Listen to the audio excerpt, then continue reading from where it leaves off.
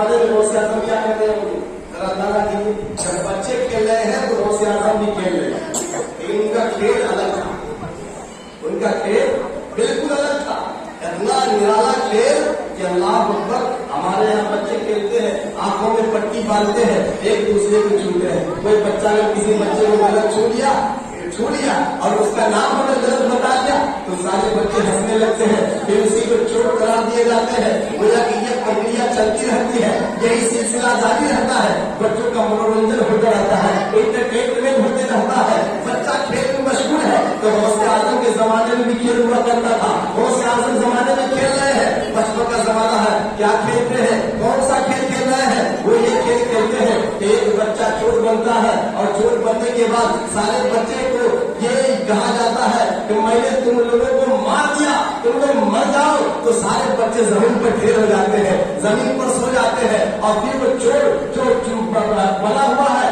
وہ کہتا ہے کہ میں نے تم لوگوں کو زندہ کر دیا تو تم اٹھ جاؤ، کھڑے ہو جاؤ، زندہ ہو جاؤ. وہ سارے بچے جو زمین پر لیٹے ہوتے ہیں وہ ایک کھڑے ہو جاتے ہیں. بچوں کا یہی منورنجن کھیل تھا. غوث اعظم کا زمانہ ہے، غوث اعظم اس حساب کے وقت سے وہ عالم بیٹھے ہوئے ہیں، سارے بچے ان کے اشارے کے منتظر ہیں. غوث اعظم یہی کہہ رہے ہیں بچوں تم زمین پر لیٹ جاؤ، ہم نے تجھے مار دیا. پھر غوث اعظم کہتے ہیں آنکھیں بند کر لو اور یہ سمجھ لو کہ ہم مر گئے ہیں. سارے بچے آنکھیں بند کر لیتے ہیں، یہ سمجھ رہے ہیں کہ مر گئے. پھر تھوڑی دیر کے بعد غوث اعظم فرماتے ہیں سارے بچوں میں نے تمہیں زندہ کر دیا، اٹھ جاؤ، کھڑے ہو جاؤ. سارے بچے کھڑے ہو جاتے ہیں. گویا کہ بچوں کا انٹرٹینمنٹ ہونے لگتا ہے. کسی نے کہا کسی بچے کے ساتھ تم چلے جاؤ، ایک والے عورت تم پریشان ہو، اپنے بچے کی لاش کو لے کے یہاں وہاں تلاش کر رہے ہو تو تمہیں کہیں جانے کی ضرورت نہیں ہے، تم بغداد آ جاؤ. اور بچوں کا سردار جو ایک کھیل کھیلا جا رہا ہے،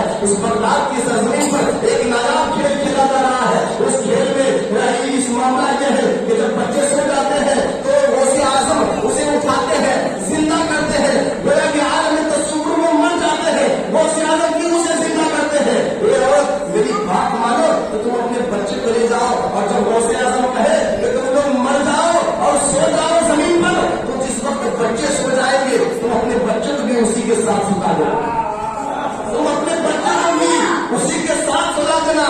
اللہ اکبر. وہ عورت انتظار کرتی ہے، چپکے سے دیکھتی ہے، غوث اعظم کا کھیل بڑھایا کرتی ہے. کیا دیکھا؟ غوث اعظم نے اشارہ کیا سارے بچے سو جاؤ، مر جاؤ، زمین پر لیٹ جاؤ. جیسے ہی سارے بچے زمین پر لیٹ گئے، عورت نے اپنے معصوم اور وہ مردار بچوں کو بھی اس بچوں کے سامنے لا کر لٹا دیا. اللہ اکبر.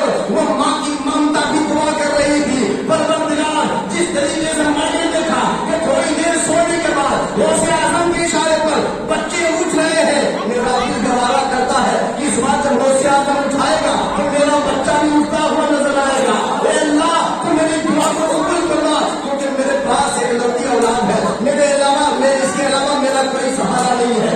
مجھے اس عورت نے اپنے بچے کو ان بچوں کے سامنے لا کے سلا دیا. تھوڑی دیر کے بعد غوث اعظم نے فرمایا اے بچوں میں نے تمہیں زندہ کیا، تم بیچری تم میرے حکم سے کھڑے ہو جاؤ. تاریخ بتا رہی ہے، تاریخ شاہد ہے کہ جیسے ہی زندہ بچوں نے اپنی اپنی سروں سے کھڑا ہونا شروع ہوا، اسی طریقے سے وہ مردار بچے جس بچے کو اس ماں نے لا کر کے وہ سب میں کھڑا کیا تھا، سنا دیا تھا، وہ بچہ بھی بالکل زندہ ہو کر کھڑا ہوگا.